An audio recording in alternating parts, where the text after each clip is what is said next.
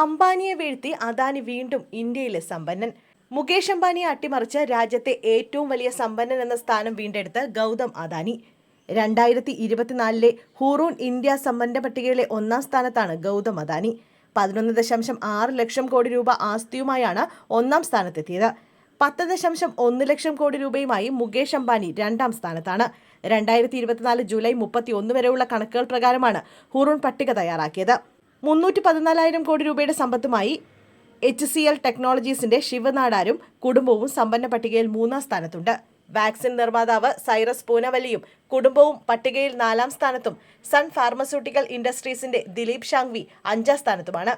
ആദ്യമായി ഒരു ബോളിവുഡ് താരം ഹുറൂൺ ഇന്ത്യ റിച്ച് ലിസ്റ്റിൽ ഇടം നേടിയിട്ടുണ്ട്. IPL ടീമായ കൊൽക്കത്ത നൈറ്റ് റൈഡേഴ്സിലെ ഹോൾഡിംഗുകളുടെ മൂല്യം ഉയർന്നതോടെ ഷാരൂഖ് ഖാനാണ് പട്ടികയിൽ ഇടം പിടിച്ചത്.